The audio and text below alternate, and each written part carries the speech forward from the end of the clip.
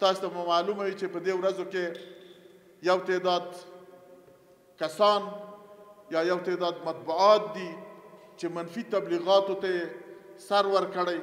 همیشه که چیرې په یو ملک کې، که چیرې په افغانستان کې په یو ښار کې یو مشکل پیښیږي یا یو منفي عمل سرته راځي، نو د دنیا ټولې رسنۍ، خصوصا هغه رسنۍ چې هغه له موږ سره عمیقه دښمني لري او په افغانستان کې صلح باندې روادار نه دي، نه غواړي چې په افغانستان کې صلح قایمه سي، نه غواړي چې افغانستان په خپلو پښو ودرېږي، نه غواړي چې افغانستان یو مستقل حکومت سي.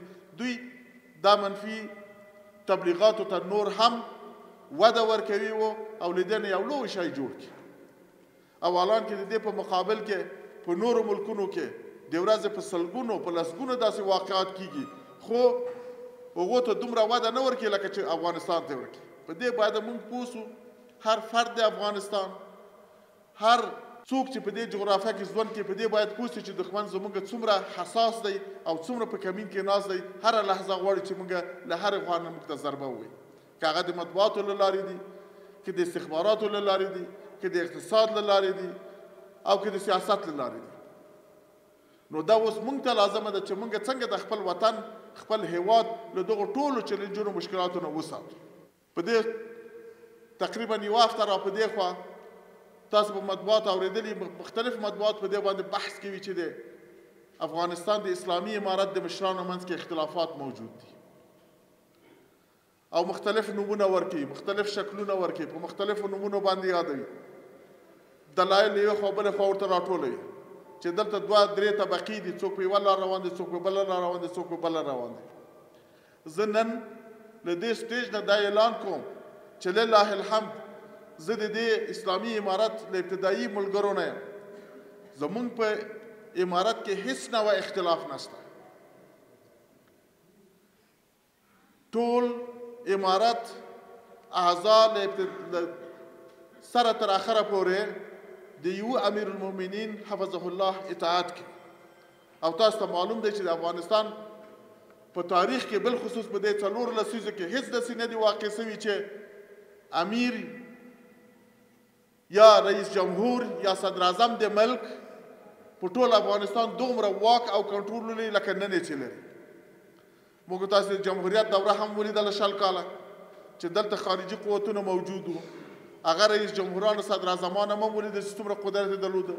له هغو نه مخکې دورې مو هم ولیدلې چې هغه کې د مجاهدینو دوره وه او که د کمونستانو د شورویانو دوره وه. خو نن لله الحمد هغه مشکلات ټول له بین تللي دي. دا زمونږ وحدت ښیي، دا زمونږ یک پارچګي ښیي چې نن ټول ملت یو موټی دی. په دوی کې هیڅ نوع سیاسي، اقتصادي هیڅ نوع اختلاف نشته.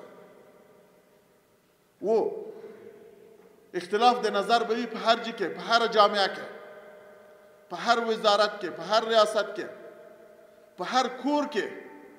تاسو به لیدلي وي په هر کور کې د پلار او د زوی ترمنځ هم د نظر فرق وي. د مور او د زوی او د میړه تر نظریاتو هم یو له بله فرق لري. دا اختلاف د نظر دا سبب د ترقی و تعالی د یو ملک ګرځي.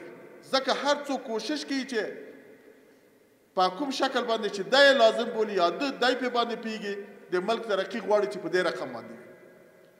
اختلاف په چوکۍ، اختلاف په امتیازاتو، اختلاف په نورو مسایلو کې نشته.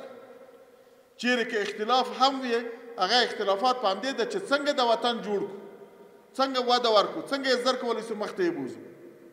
که هغه په سیاسي اړخ کې وي، که په نظامي اړخ کې وي، که په اقتصادي اړخ کې وي، که په هر خوا کې وي. نو د نظریاتو اختلاف به وي. هر څوک به خپل نظر لري د ملک د ترقي دپاره، د ملک د تعالی دپاره. خو فیصلې به په اکثریت باندې کېږي او سوي دي دغسې.